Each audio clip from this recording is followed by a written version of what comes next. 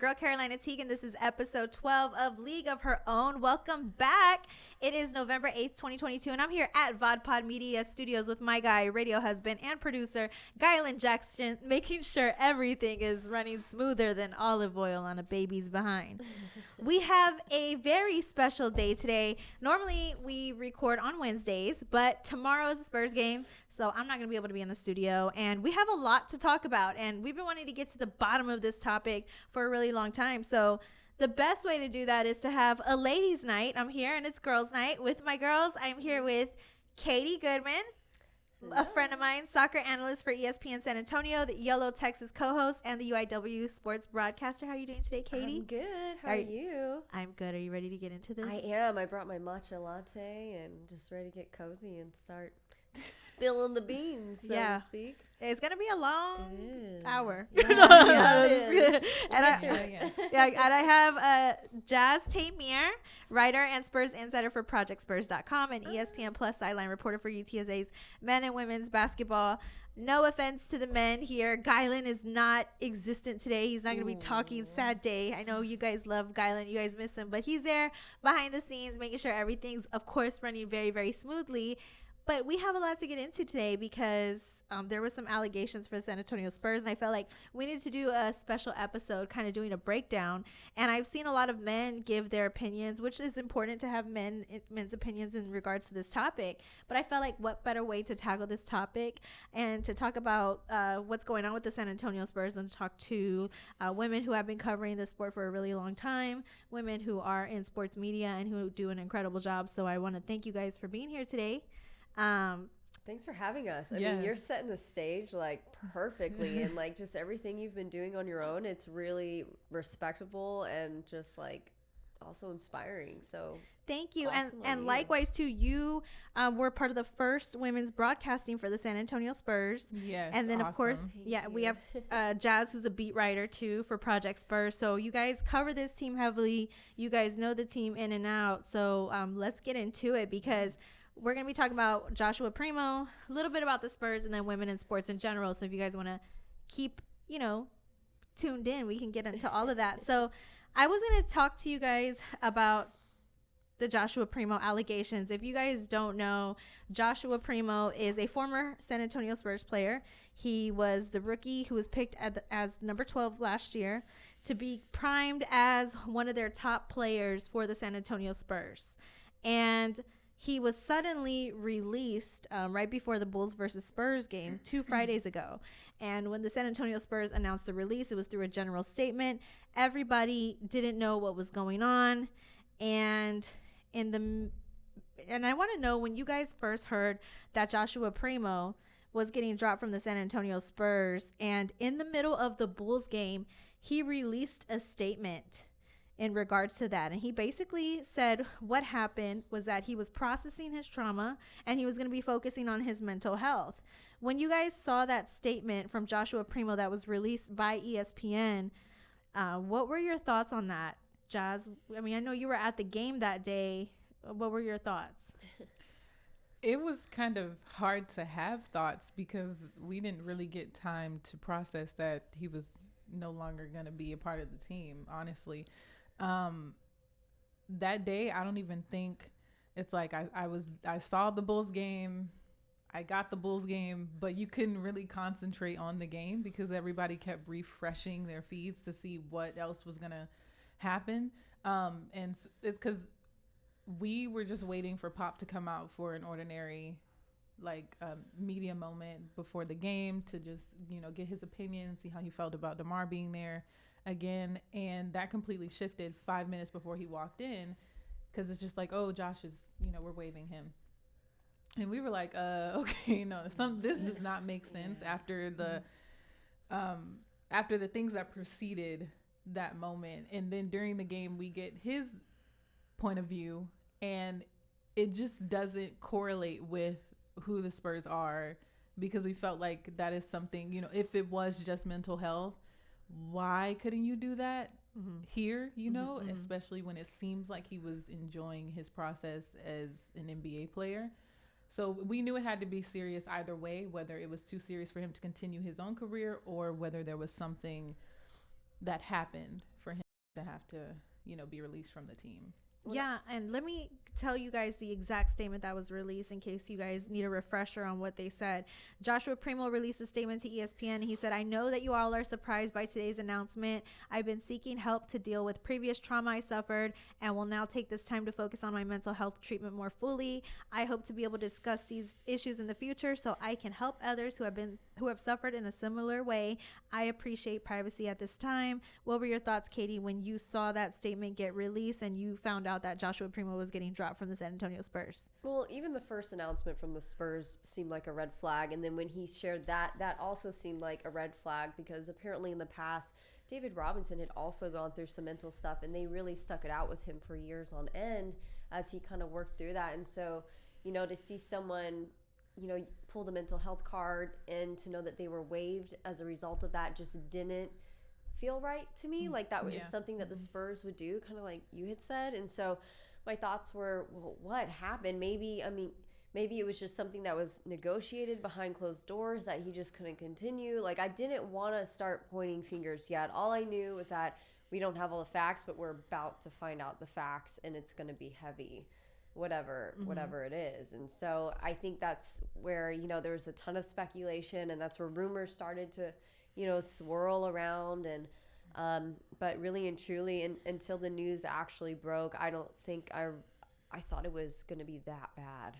It was just awkward. Yeah. I think it was just a blanket of shock across anybody who knew what was going on at the time. Yeah, and for me, when I first saw that statement, it was really alarming to me, because normally the way that Pop handles situations, he's always very pro athlete, pro woman, pro mental health. He stands for all of these things, and he doesn't necessarily say that with his words, even though he does.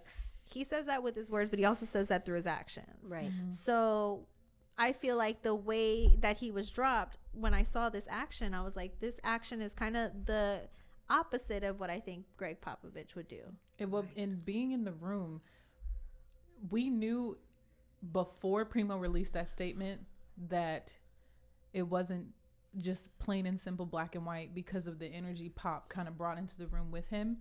Of course, he may be a stern guy, he may be intimidating, but in that moment, he looked red. He looked like he was on fire, like he just walked out of something very intense and didn't really want to respond to the waving either, which most of the time he's transparent about, whether it was actually best for the team or what direction we're going in. I mean, like you said, this guy was supposed to be the next face of the San Antonio Spurs. So when we didn't get any response and we got kind of a little bit of pushback of, there's nothing that we're not going to discuss this right now.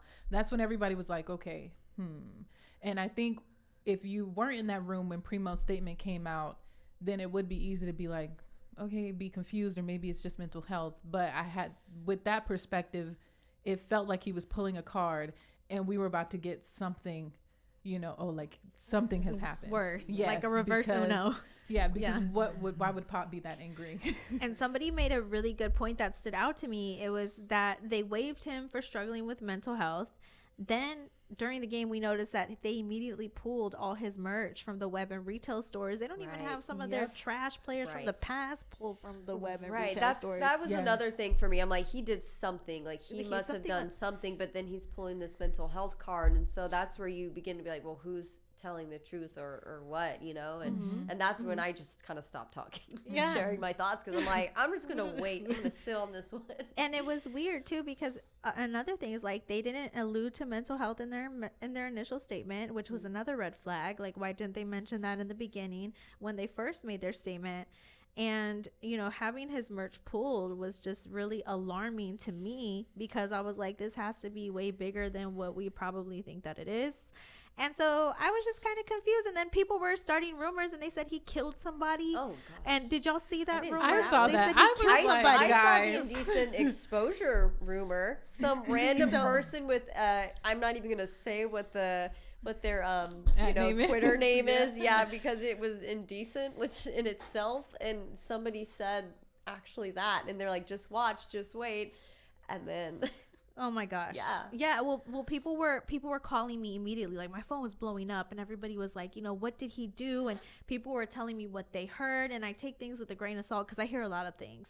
Yeah. And a lot of people were telling me Primo murdered somebody, and then people were telling me Primo beat his girlfriend up and he put a gun to her head. Like, people who cover the Spurs were trying to tell me this, and I was like, I don't believe this. Yeah, no. I wouldn't have taken it that far. Because he would have been arrested. Anyway. And then people were saying, and I'm not trying to put myself out there, but I know how it works when you do get arrested.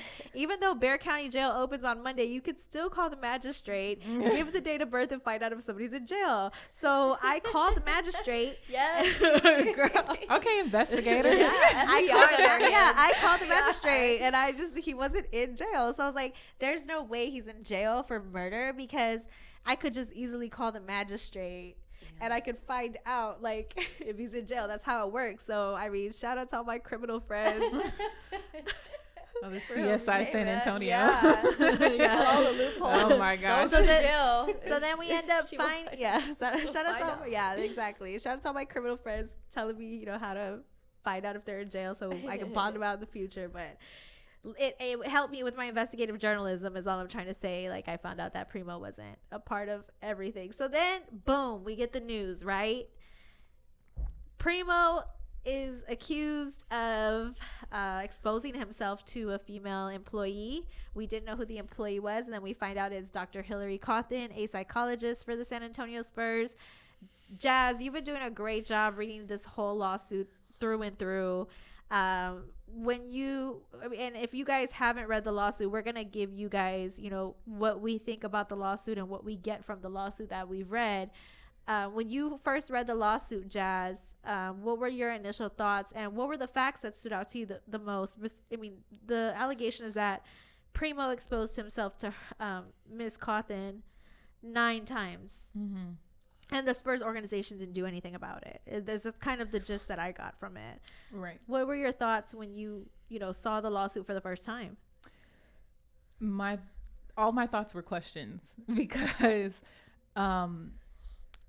questions on both ends, because when you read through and you look at the interaction that she did have with the general manager, Brian Wright, and she eventually had interactions with Spurs legal team, and she met with a couple of other higher ups, but not the owner, or not Greg Popovich. I just want to be specific about that. But she did meet with a couple of other people, and they had some discussions, and it just seemed like there was no result coming out of those discussions.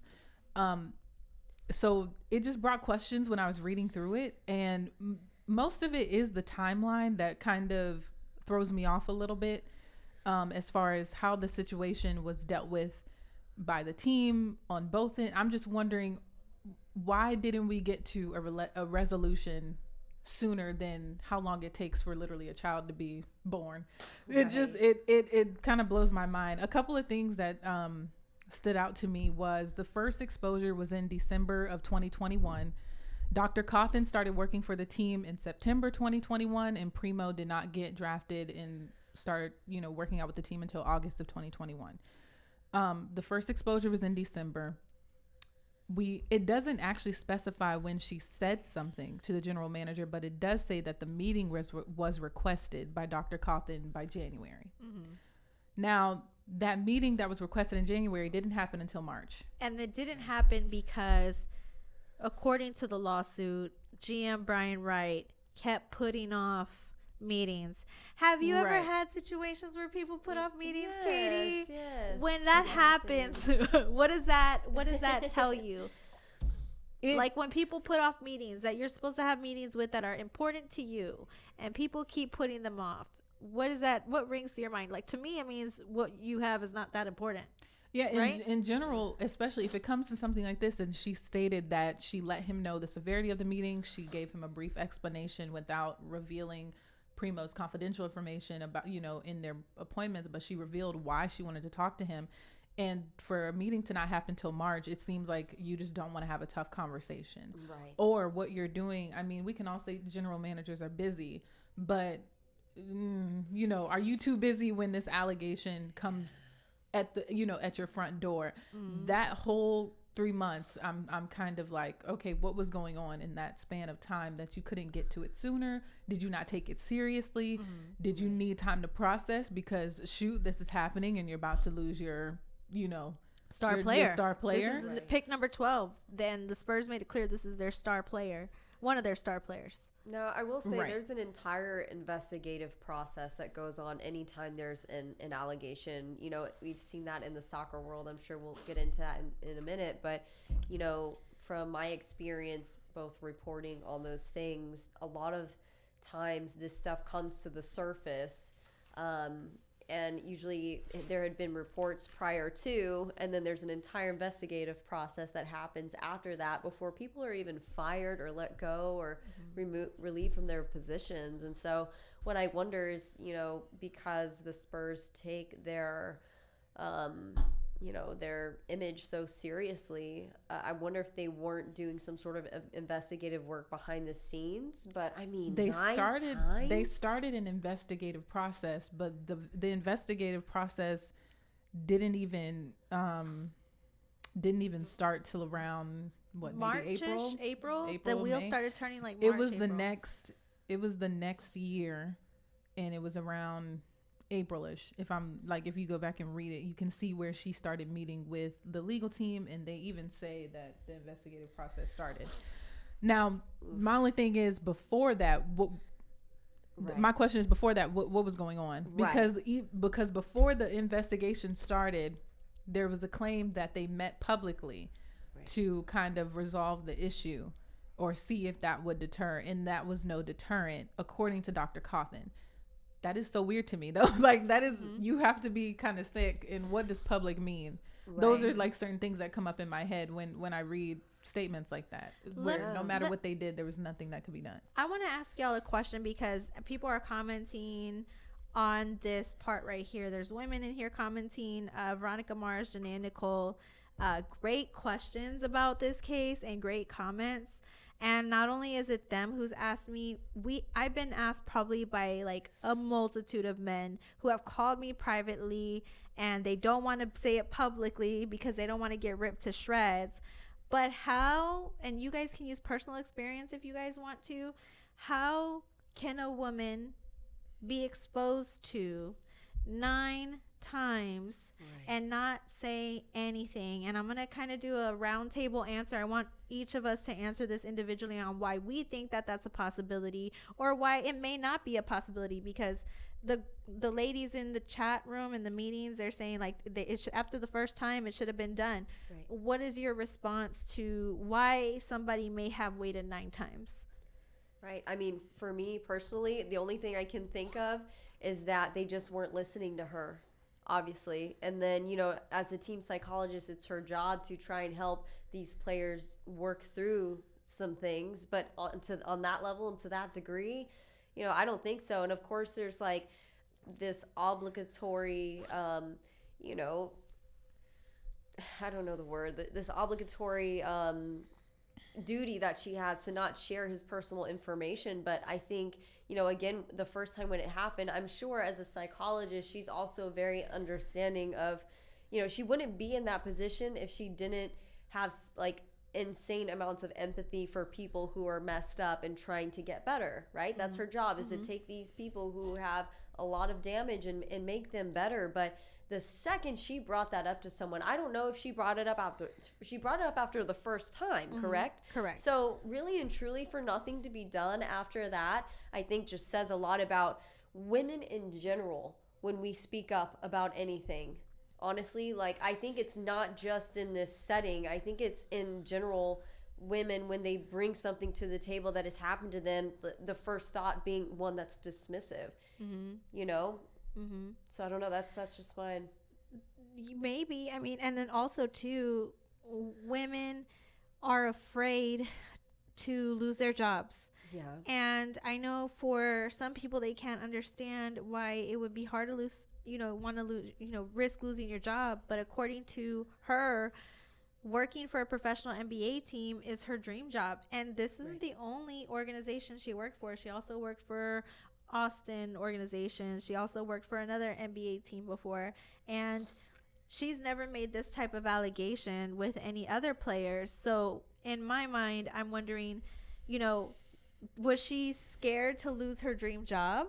Was she afraid to not speak out about it because she thought nobody would believe her and she would be deemed as a problem inside the organization? Maybe those are the reasons why she felt like she could not speak up and dealt with it. And I know this is far removed from what has happened in front of us, but I watch a lot of Dr. Phil, you guys. And when I went and there's a lot of people who put up with abuse over and over and over and over again, and they don't do anything about it for a really long time because they're afraid, because there's financial repercussions involved. So that not only extends to people on the Dr. Phil episodes that I watch all the time, but also any kind of victims of abuse, whether it's financial abuse, emotional abuse, psychological abuse, verbal abuse, and the abuse that we're seeing right here, sexual abuse. So maybe I wouldn't say tolerated it, but it could be, she wanted to do things the right way and maybe wanted to build up evidence that this was actually in fact happening. And once people kind of start not giving you the attention that you want in regards to it, and you're speaking up for yourself and you're going to the GM and you're going to HR and nobody wants to believe you, you also start to question yourself, and you're also kind of like, is this really a bad thing that's kind of happening? Because nobody's doing anything about it. That's just where I kind of see where it could be a gray area for her. A little bit of gaslighting, possibly. Gaslighting. Yeah, the thing with psychologists that a lot of people forget is that they also need therapists and help. A lot of times these people are able to help so many other people because they see, they themselves have experienced immense pain, and so who knows with that happening, how much that may have triggered her, and then her just trying to summon everything she has to just make the right move and not lose her job. There's a lot of things she had to balance and work around there, but it was, the thing is, she still spoke up anyway after the first time. She did. And then again and again and again and again. And, she tried to do the right thing by working with the organization. And I did see that press conference that her and her lawyer put together, where they did mention that they were trying to work through it in a different way, and that they really just had no choice other than to pretty much issue a public statement saying what happened and what they were trying to do. And so, I mean, I don't know. What do you think? Jazz, what do you think? Why do you think that, because I also want to kind of look at it from Primo's lens too, because we're kind of looking from the outside in, so we're going to look at both sides. Why do you think that she would have waited 9 times according to her lawsuit? I think waited 9 times may not be the best rhetoric, because it happened 9 times within her being vocal about what was going on. So I don't think, I think once she spoke up, she consistently voiced what was going on multiple times to them. And I think that's where we see the issue. So I don't think she was just like, I feel like people think she was just sitting around letting it happen for 9 times and letting it, get that way. I think if he was acting in this way, he was persistent about exposing himself or sexually harassing her with this sexual act, and she was voicing her concern. And I think I don't want people to put on her like, why'd you sit back and wait 9 times? Yeah. She went to the general manager, as it states in the case, that she went and spoke to them multiple times in multiple different months and tried to voice what was going on. And I think that the issue may have been that she didn't want to press the issue and wanted to give room for them to follow protocol, because Correct. There is protocol in place for situations like this, for sexual harassment in the workplace and in the NBA. There is a guideline in place. So maybe she was giving them room to deal with the situation while still trying to do her job, because she did say in the press conference that she wanted to continue to work with the other players. She did enjoy working for the organization, the people that she did encounter that were outside of this circumstance. So I feel like there may have been a dilemma there where she's enjoying working with these other players. She's offering help. She's helping them through their careers. But then she hits this roadblock, and maybe even as a grown woman, she's like, it really shouldn't be that big of a roadblock. You guys should know what to do at this point. So I think that if it occurred 9 times, it's probably because the person who's doing it is persistent in doing the action, and they didn't until about May require for them to not, have contact. And what they called it was her avoiding contact from him. He was still engaging in activities with the team and things like that, which according to his contract, he will be until, he were to get waived or be punished. He was going to continue that. So they did, but they didn't bring up the solution of separating them until later on. And I think that's what upset her, that like you wanted me to continue these. I want to say something, because there's people in the comments, like there's men in the comments saying that, we want like Primo's side, right? I want to talk about it from that lens. But before I talk about that, I do want to say that in the lawsuit, she thought was the proper protocols, right? According to her lawsuit.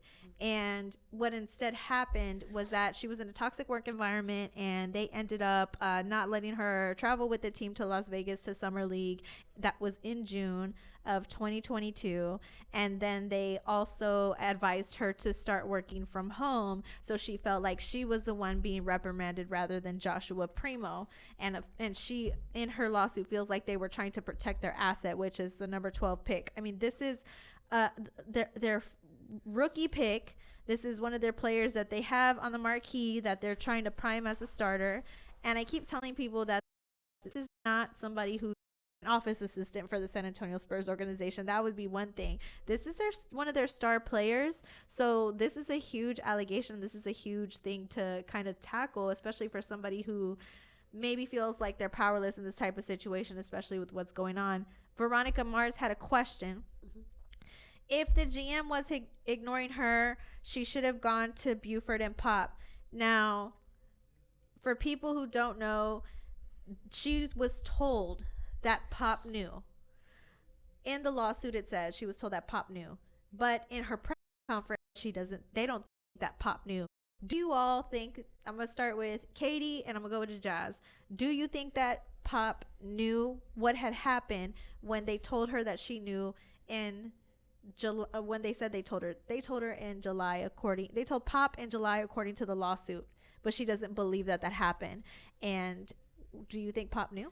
Honestly, that I don't know, and that one's a tough one to even speculate, because that's just what it is speculation, especially if there's nothing on record documented that someone was or wasn't told. Like, I think that's where things begin to get a little tough, and and that's where it's like rumor versus fact versus anything else. And I like to believe, I mean, you've seen all the things that Pop has had no problem speaking out on, things that could affect, the people who actually watch the Spurs play. He's spoken out on many huge just issues.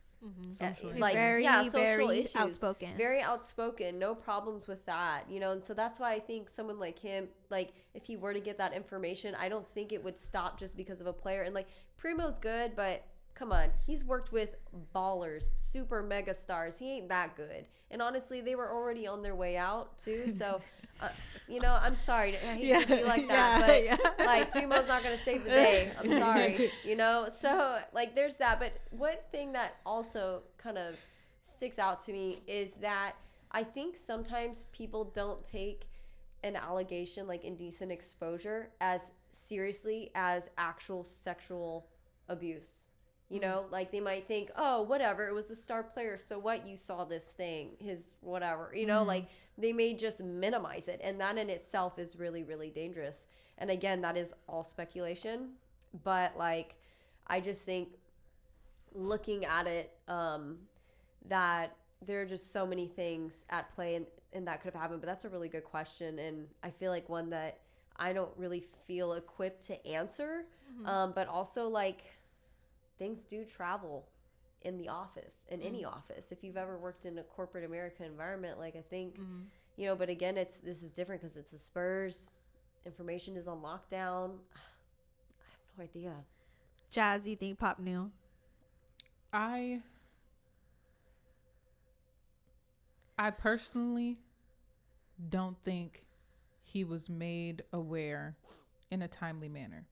And whenever he was made aware,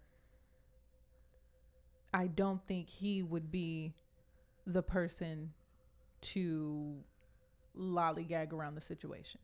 That's what I'm gonna say, because I've sat in front of him as he's spoken out against government officials, against gun laws, and he's spoken for women in sports that he has hired, that he has agreed to work alongside of. So whenever he was made aware, which I personally don't believe was in a timely manner, but whenever he was made aware, I don't think that once he got involved, that there was going to be any more dragging this around. I do think, because people were saying about, you had a young lady asking about Primo's perspective, or young men asking about Primo's perspective. I will say, maybe not from Primo's perspective, but from those who were probably working on Primo's behalf. When the investigation began in May, which I have it down here, it did begin in May. That's when she met with multiple lawyers from the Spurs. She met with Deputy General Counsel as well as Chief Legal Officer and General Counsel of the Spurs in May. Now, after that, I do have some questions about her reluctancy to meet with the council and have a mediated conversation with the council, Primo, and herself, to put everything on the table, to discuss what was going on. Because like I said, in the NBA, it is at least written in their bylines as far as how they deal with any claims of sexual assault and things like that, in Exhibit F of the National Basketball Players Association documents, and their behavior related to, violence, domestic violence, sexual assault, and child abuse. They cover and they say that the player is not necessarily going to be punished until certain steps take place. So when the investigation began, I do wonder, did her reluctancy to participate in the steps taking place slow down the process as well? If we're looking at it from the other side. And she could have been reluctant for whatever reason. If you don't want to be there, if you don't want to be in front of him, you have to respect her for not wanting to do that. Because if you just go from December to May, it has been 4 months, maybe she was done. She was tired of it. But at the same time, if that is occurring, and then she did ask for, write-ups and things like that, but she didn't want to be around him. And then they tell you to work from home, or they tell you not to come to summer league, are they trying to respect your space? And then those are the areas where it's a little gray about, if you're meeting with an entire legal team and you're meeting with the council, where did the disconnect happen to where this situation didn't get resolved? Is my question. Because it seemed like this whole process went on, and it was meetings and questions about meetings and do you want to sit down and all these things. And then it just seemed to fall off once they never renewed her contract. And I feel like that may be due to a lack of care and a lack of speediness with the situation.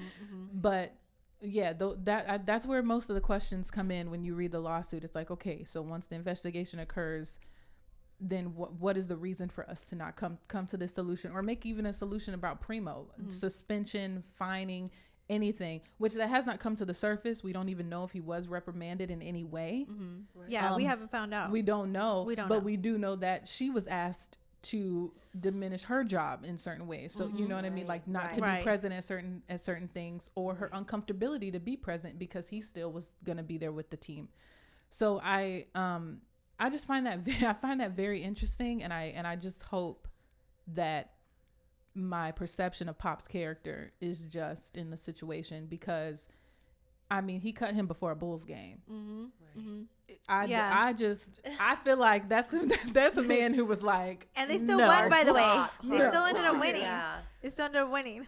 There was no waiting till down. There wasn't waiting till there was no pretty way to do this. And then you're doing it right before media, and it's like, I just don't see red him flaggish. I don't see him intentionally cutting somebody of this caliber and of this this status to the city in that way if he knew prior. I don't think he would put himself in that position. That would be weird. Yeah. Right. That's a very Pop thing. Yeah. I feel like that immediate cut is a very Pop thing. Move. Yeah. You know what I think? I think Pop didn't know.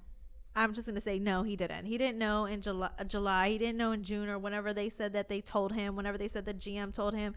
I don't think Pop knew. Doesn't matter. People say it doesn't matter if Pop knew or not.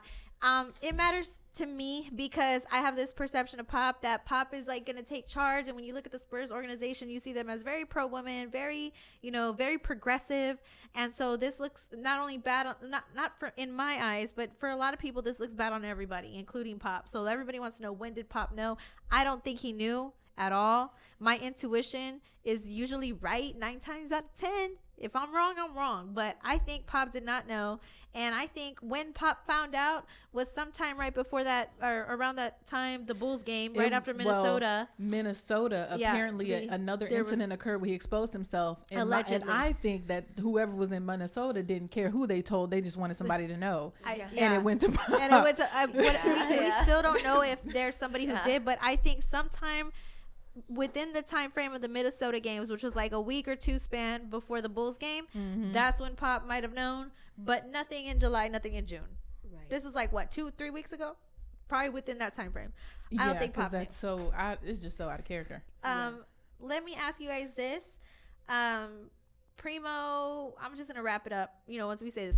Primo's attorney made a statement, and I just want to know your guys' thoughts, because there's gentlemen in here who say, Primo's attorney released a statement and they basically denied the claims, and they said that Joshua Primo wasn't aware that he ever exposed her. In the lawsuit, it does not say how he exposed himself to her. In the lawsuit, it does not say he pulled out his hoo-ha, his dingly wingly. Yeah, he didn't pull it out.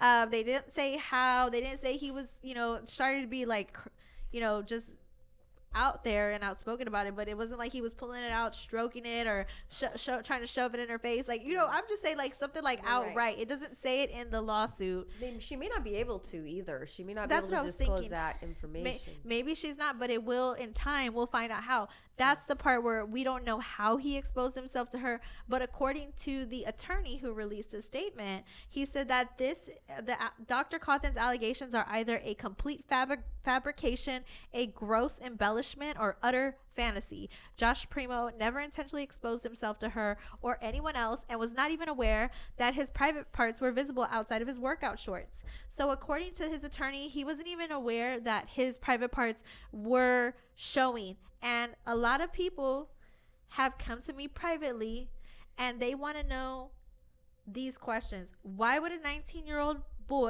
man, 19-year-old young man, why would a 19-year-old young man expose himself to a 40-year-old woman, which there's ageism written all over that, number one, but people want to know that. Why would a 19-year-old expose himself to a 40-year-old woman? And number two, men sometimes, one of the people watching this live stream said men sometimes can hit on women and compliment them and get accused of something that they didn't do. And this is what often can happen to men sometimes. They can get accused of being creepers or perverted when they're really not trying to be like that. So what do you guys think about the statement, and what do you guys think about those questions in response? When I have to get this out. When it comes to his junk just being, I have questions on both ends. Like, how did it even occur in a session where, like, you're talking about your emotions and your feelings, and then what arousal happened? It's like you do wonder what's going on in the mind of the accused. Right, so like, get there. Where are you in that moment? But somebody said something so profound.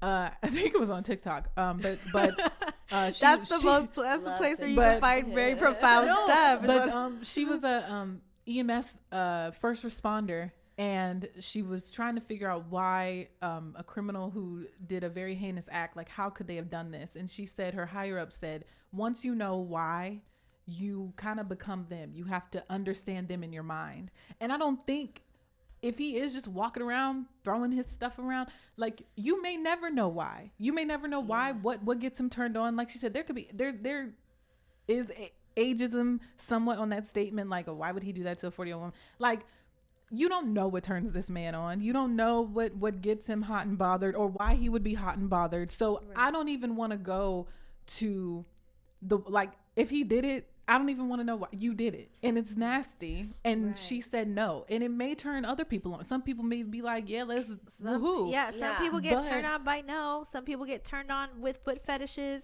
Yeah. Some people get turned on by pregnant people. So you got a point right there. But my point is, but whatever made him want to do that, the main part is that she didn't consent to it.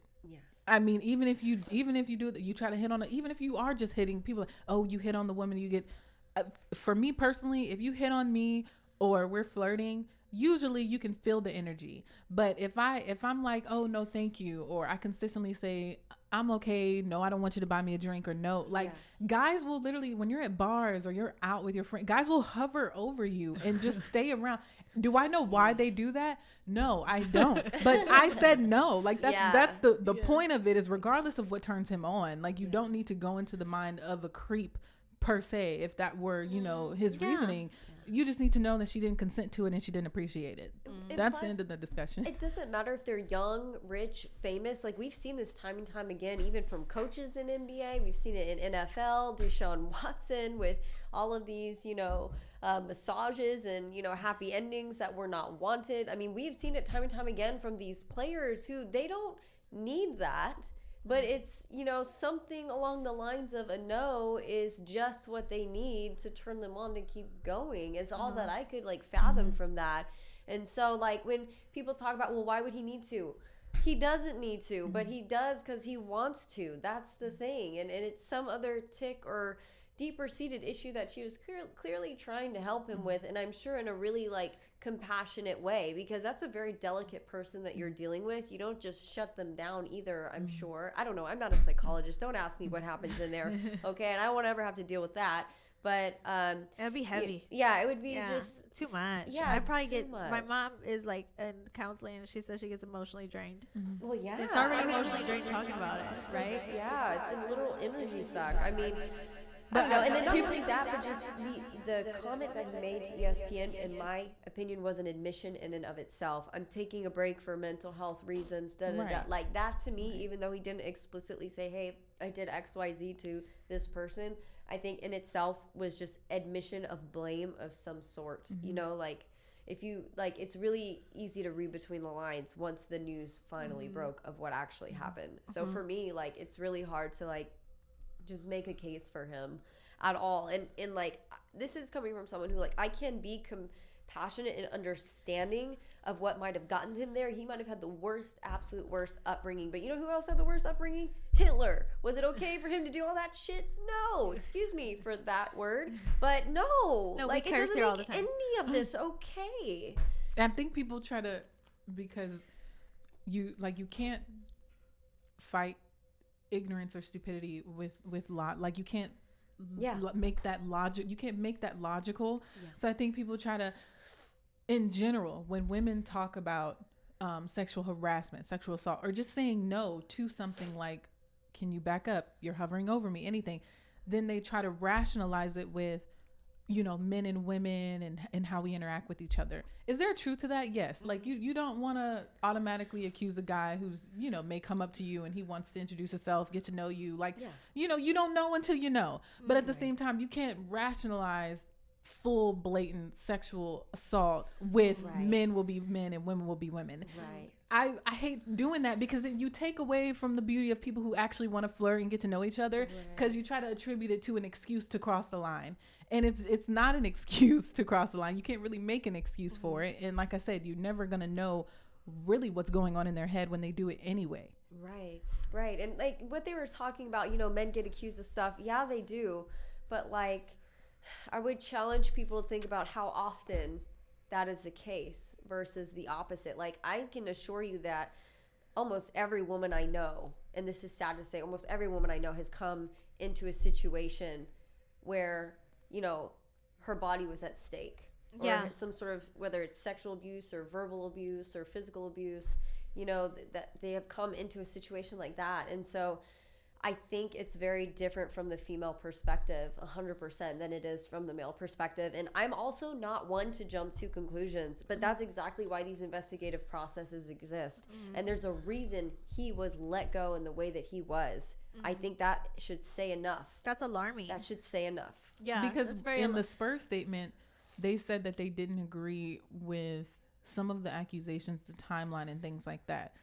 I think that's more of a defense for, in my opinion, the toxic work environment. In my opinion, that may be a defense for the Spurs and not as much as a defense for Primo. Right. I think maybe they may be defending their, like I said, an investigation did start to occur in May, and the investigation does seem to follow the policies of the way that they would handle that they agreed to handle situations in the NBA. But I feel like that was more for them and less for saying, oh, he didn't do this or something like that. Because again, it did say that this incident occurred even when she wasn't in Minnesota. Yeah. Like, people have to remember, her contract wasn't renewed in August.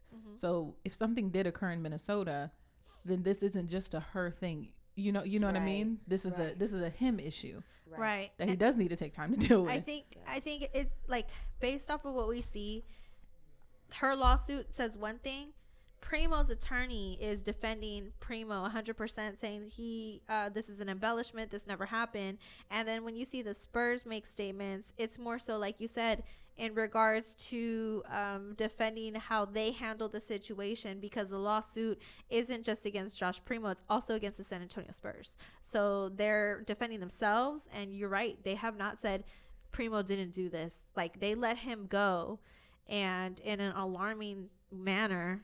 So time is going to tell, and we'll see how everything unravels. But I think the most important thing that this brings up, I think it's important for everybody, like women, to have these conversations, because we've seen men who are talking heads in sports give their opinions over and over and over again. And I think it's important to get a female perspective, because I think it's just as important, because, we, even though I wouldn't want to say it, but like, you said a lot of people that have experienced, women have experienced some type of like abuse or sexual assault. And just, even the number here in this room is 100%. Like, all of us have experienced something of that nature in our lifetime. And that's kind of alarming. You would think at least maybe one of us didn't experience some type of sexual assault or anything like that. But, it's alarming that it's all of us in this room, and I think people really need to open their eyes and see that it's more common than you think. And that's exactly, like you said, why they have these protocols.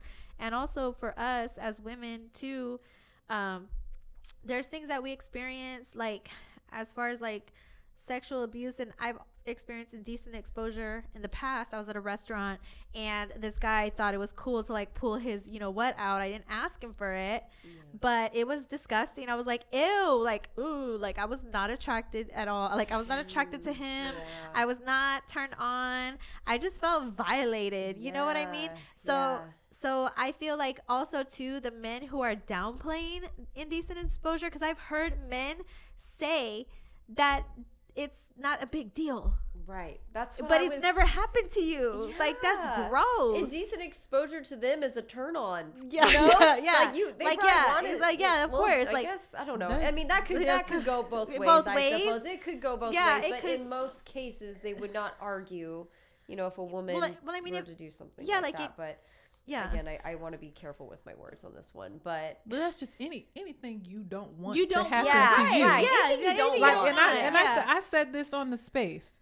Y'all send y'all food back when it come wrong. So don't act like you just taking everything you can get. Like, it's not hard to comprehend that somebody doesn't want to be approached with somebody else's body parts. I never understood why sending pictures of genitalia unprovoked, just like, ooh, like dudes use that to flex. And I never understood, like, I don't get it. I don't respond to it. Even when guys say something, a guy that I stopped talking to for a long time, when they wanted to talk to me again, they led with, their unsolicited penis picture. Yes, but and it's not even just. It was like even just the words were just vulgar. It was like and I know you want and all this stuff, and it's just like.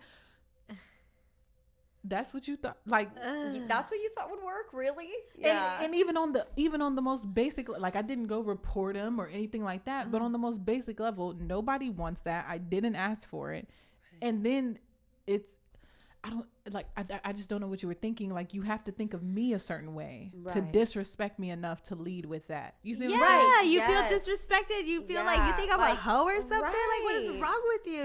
Like oh, you think I'm a hoe now? Yeah, that's how I feel. Like unsolicited penis pictures. We could talk about that all day long because I've gotten an alarming amount of them, and I usually they blur them out on Instagram. Twitter they don't, or I don't know if they do anymore. I haven't gotten an unsolicited penis picture on Twitter in a really long time, but I think it's a flyer, and then I click it and it's like, oh my gosh, and then I block them immediately, but it's people I don't even know, and I'm like, what are you doing? So it's just gross. Yeah, I think there's a statistic somewhere, at least the last time I read this, which was probably a couple years ago, like 1 in 4 women have been affected by sexual either abuse, assault, indecent exposure. Harassment. Like that means like if you're in a crowd of women, you're gonna know somebody who has had something like that happen to them. And so you would think with a statistic like that men who are possibly unable to understand fully because they haven't experienced it, you would think the statistic alone would help them to understand a little more. But at the end of the day, I think it's not really a question of anymore of if it happens. It's more of like when and what do you do about it now. And I think that's the next step, like that everyone as a population needs to work on, because it's not if it's going to happen, it's when it's going to happen and how you're going to deal with it. And I think like in the past, the Spurs have had such a solid PR team, and they've done a great job of just handling things quickly and in that classy Spurs fashion. But I think this has just been a bit of a hiccup and a speed bump for them to try to work through. And I want to hope that this is going to, when all the details come out, that it's going to be the same Spurs that we have always looked up to. That's what my hope is. Like, I don't want to, that means so much to San Antonio just burn in, not it that they would burn in flames over this, but you know what I mean? Like, I want them to maintain that respect and have that respect, but also you have to look at the facts. Or it may expose if there are a few people who don't align with the Spurs way, and the way that they handled this situation will show why they should not be in certain positions. And I'm saying it that way because it's like who dropped the ball, right? And a lot of people have a lot of good guesses, and they have called for certain people to step down. But if that person if that person put your entire 20 years in jeopardy, right, they no longer need to be there when this is over. Yeah, if anybody dropped the ball in this case and that gets uncovered, then that person needs to be fired immediately. Seriously. Oh, resign. Yeah. Or I shouldn't have to tell you to go. Right. Bye. Might as well dip out on that. Yeah. Exactly. But I think that was a great conversation about Primo. So, I like everybody's feedback on the live stream. We're getting a lot of feedback, a lot of differing opinions. And that's important because, only time will tell how this will all unroll, and we all don't know what's going to happen. I'm going to ask y'all some pretty quick questions, and then we'll wrap it up. So we're all women in sports. Of course, we do sports media. Do you guys feel like, so let's ask some questions that people might want to know, because now that y'all are here, I'm going to hold you hostage. Oh, no. I know, right? If you guys, do you guys think that women need to work harder than men in sports media? Yes or no? Well, there's what they should do and what they have to do, and I think what they have to do is work a little harder at this moment. But should they? No. But I think it goes unspoken for. I mean, I hate to say this, but there was even just last night I did a doubleheader, men's and women's basketball for UIW, and I called the producer and I said, "Can I do both color analysis and sideline?" And he goes, "How are you gonna do that?" I'm like, "I don't know, but I got to figure out how to get on the sideline, because I don't know in any world that I'm going to be either a color or play-by-play analyst in basketball. I'm going to be I could be sidelined, but you know, and so that's the reality that we live in. And so how am I going to do that without giving up, you know, what I did to get to where I am in that play-by-play or color analysis spot is, you know, and so the way that I have been able to wiggle into places is by just having a crazy work ethic. Like, but am I a smidgen burnt out? Yes. Do I want to be? Yes. No. Oh my gosh. I would love to just have my one gig and do my one thing. Preaching. You know, so I don't know. What do you think? I think it's a testament to women in a lot of fields. Yeah. But specifically ours, yes. And I think it's crazy because you think it's something that you figure out when you get in the business, but even when you're interested in trying something new or you're interested in elevating, there's that question that looms in the back of your mind is, do I know enough? Am I good enough? Do they think I'm pretty enough? It's a lot of questions that I asked in a space when there was another issue going on with reporter Malika Andrews. And I asked gentlemen, I was like, when things happen to men, or when men get ridiculed in the sports industry, do you guys question your career path in that moment? Right. Because I've seen women, Black women, I've seen things happen in the industry, and it just, you love the game so much, you love what you love research, you love reporting, but you think like, gosh, am I going to go anywhere? I have to make a living. Yeah. I have to do this with my life and have longevity. And you wonder, is that going to be possible?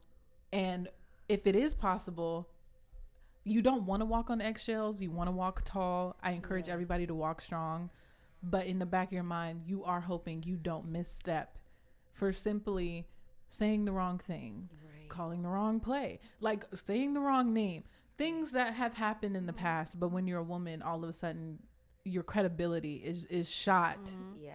And if you don't have enough years in for people to really respect you, even if you do sometimes, but if you don't, you're really like, okay, I could get pushed back to square one any minute. Right. And I think that is what I feel like is the contrast, where I wonder, do men think that? Like, yes, you have to be good, but I don't know if they really know the other side. Cause like, I have to be good too. I have to work hard too. And it's like, yes, but there seems to be room for you. Right. There seems to be room for mistakes. Not that you won't make mistakes, but there's room for that. But if I do, they're gonna pick you apart. Right. I feel like that is why I study so hard to know every little thing about every little player, almost to the point of it's just overkill on information. And I'm like, well, I've got every freaking statistic on this guy from since he was 4 until he was 22. And they're like, stop. I was going to say that. Study sessions. Like literal study sessions. Yeah. And it's overwhelming, like, honestly, because, and Veronica Mars says women in the military can relate. Well, good, because, well, not good, it's bad, but it's still like, it's not in every, it's in every field, whether we want to see it or not. But it gets to the point where, like, I've been working consistently for year after year after year, and you're going so hard every single year, and then you just get tired, right? You're just like, damn, how much longer? Yeah, you hit the wall, and you're like, how much more do I have to know? And then we over prepare all the time. We have to know every statistic. We have to be on top of our stuff all of the time. And one of the things, like you said, like the player, you want to know everything about a player, but then also too, you enjoy sports, you enjoy watching sports, but sometimes when you overstudy, you might get a headache when you're watching a sport because you're remembering all the information that you retain. So it's a balance.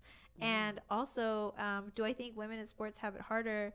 I do, because for the reason that I feel like we get picked apart way more. Like, you know, I don't see men getting picked apart in the same field as me or the same line of work as me as half as bad as I've gotten picked apart. I've gotten picked apart for my weight, my looks, my age, which I look good, so stop playing with me.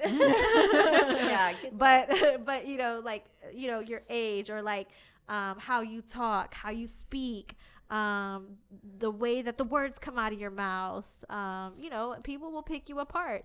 And if you get one thing wrong, they'll pick that apart too. And with men, there's a little bit more leeway. I've seen men wear alternate jerseys all the time. I wear a Rockets jersey one time, and I got dragged to hell and back on the internet. And people were writing, they wrote an article about it. Was it okay? Was it not okay? But when I see men do the exact same thing, wear a jersey just because it's fashionable, nobody says anything. So I feel like women are under a higher microscope as opposed to men.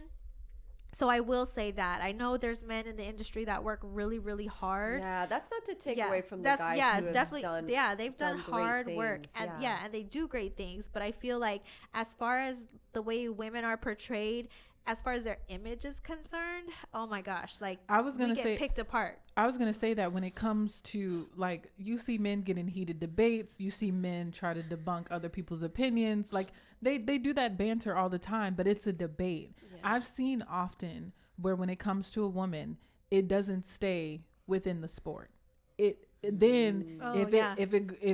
you're wrong, or maybe if she agrees to disagree and you're still upset about something, or she's defending herself and they're upset about something, then it goes to her hair. Then it goes to her body. Then it goes to what you wear. Then it goes to you don't even do this. You don't know how to dress. Who you're talking to, who you're dating, how you're acting. You're too promiscuous. You're not promiscuous enough. I'm like, it doesn't ever stay within basketball. Right. It's not like, we disagree on who the number one pick should be. Let's disagree on that. I don't care if you disagree with me. I'm not that sensitive. Yeah. But then why do you have to disagree with me and say I'm wrong because of anything other than their style of play? The worst part is when someone talks over you, but they don't know that what you know, and they just assume you don't know. Oh my gosh. And then you're like, oh, actually, what you said was wrong, sir. It's actually, like that's when it, but honestly, at the same time, I look at it and I look at like women previously, the way they've paved the path and everything. And, I'm not going to say I would rather it be this way, but my motivating factor is just that, like, continuing to pave the way. And it's also like, if that's what's going to motivate me to prepare and be the best, is knowing that I am under scrutiny and under a microscope, then so be it. Because guess what? It's working. That's how I take it too. It's definitely not for the weak. You honestly have no choice but to take it that way. Right. You have no choice, because there was times in the beginning of doing this, for me, it got to me because I would hear things and people were like, well, you react. Well, I'm reacting because I'm being told, that, I used to be a stripper at Sugar's, and, my breasts look like this, and, I'm hollow on the inside, cause I had a miscarriage. So I hear the craziest crap, and it's like, you kind of have no choice but to get tough skin. And so now my mentality had to shift to where it's like, you can't pay me to get a reaction out of me. I wish you could try. So that's where you have to shift your mind. But men, I guarantee you a man has not had to hear things about their private parts or how they look on the or what 3-piece suit they wearing. Yeah, whatever. But that opens a whole nother door as well to just like the very thin line that there is between, whether you're a celebrity, personality, whatever, and then just the like people who are in your following that feel that they can say literally anything to you. And I will say, I've seen this both on the guy side and the women's side. And something that I have found is really kind of funny that, Alexi Lalas and Taylor Twellman, they're like guys in MLS and in US soccer. They will actually retweet the people who were talking crap about them, and they just look so much uglier when they're put on display like that. And half the time these people will go and say, oh, I'm sorry, I didn't mean to say that or do that, because they forget you're the one with the platform, right. Like you're under my feed, and like don't forget they're hiding behind a keyboard, so it's easy for them to just tear people apart. But like when you look at someone like that, you're like, well, what are they doing right now? They're sitting at home looking at me, taking the time to tear me apart. Like, for what? If you're pointing the finger, it's typically you're the problem. You mad because I'm courtside it's all and you projection, right? It's all projection at the end of the day. Projection. Yeah, so I feel like like they'll pick you apart and stuff. So I feel like with women, bringing it back, it's just I feel like we get picked apart more so like our age, our looks, how we dress, our hair. Cause like I've seen people like say things like about Fox reporters, and they're like, "Oh, her hair, it looks frizzy as hell. Her outfit looks bad. She don't know how to dress." And I'm like, what does that have to do with anything? So it's really annoying, but it's something like you said, like we have to like you have to be able to deal with all that and roll with the punches. And I want to get this off my chest before I ask y'all the final question. I have been told over and over and over again that I am too loud. That I'm just loud. Well, I'm Latina. I'm loud. Period. Right. Yeah. So you don't sound. I was gonna say, girl. This is me toned down. Yeah. But I get told I'm like me talking like this. I get told I'm loud. I turn on the TV, and there's a man screaming at the TV, and I'm not talking about Stephen A. Smith. I'm talking about other people. I see them yelling at the camera, and I'm like, that's okay. Yeah. This person's on a national platform. And they can yell at the TV, and they have a national platform, and you're telling me I'm too loud? Why? Why am I too loud? And why is my loud not good enough to be national? Why is that loud good enough to be national?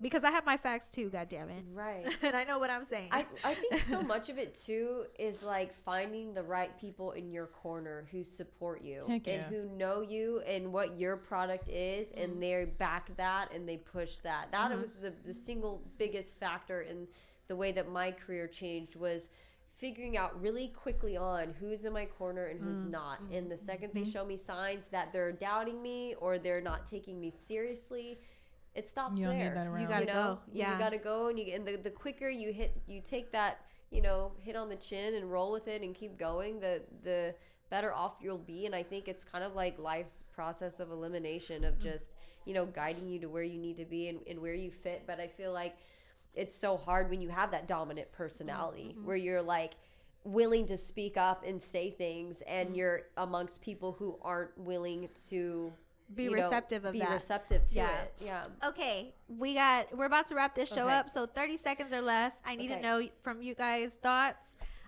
Do you think they try to pit women apart against each other in this industry? And 30 seconds or less. Go, Jazz. Do they? I'm not gonna say they don't. I'm gonna say that if it happens, it's usually by dissecting the person and trying to replace them with somebody else. There is a situation that did happen at an organization, and when the lady who got removed revealed what occurred, she said, "Why do you have to take my opportunity away to elevate somebody else instead of creating a space for that person?" And that just made me think, are there not spaces for us because they just want to keep replacing, moving, switching around? Or I think that trickles down, and that causes people to kind of be pitted against each other because it doesn't feel like there's room for you and me. Right. I don't see a lot of this occurring. Right. So there's only one national spot. There's only one spot at this place. There's only one spot at this place for this top writer. There's only room enough for one woman, for one sideline reporter, for one team. Right. So that type of thing. Or usually the woman makes her own space. But if you don't, then you're fighting for another woman's space. Right. So I do think if more space was created for women and it was advertised as, the ability for you to get here, or there was a path, like there's still paths being made, but if we could see that path a little bit clearer, and the gap wasn't so big between women who are just starting and women who are like nationally televised, then it would cause less friction in that area. Right. There's just not enough opportunities. And so it's very like cutthroat, dog eat dog. And I wouldn't say that it's necessarily people pitting people against each other. I think it's women afraid of losing their position, and that's where the conflict comes between women. But like I said, I just think it's like we do need to start cultivating this understanding that there's in fact enough room for everyone. Yes. There's a space for everyone, and that if we work together, it's going to be significantly better than working against each other. Because right now, the more you work against each other, those spots stay the same. If you work with each other, the spots open up. You create new avenues and new pathways for other people as well. Right. One of my mentors told me that women are stronger together. And I feel like that's true, right? And so when we put our minds together, I feel like along with our self-confidence, along with the hard work that we all know that we've put in, along with our beauty and our brains, you know, if we're together, we can stand out rather than being, you know, which is okay to be around men, but I'm saying like it when it's together, I feel like it's more powerful, just my opinion.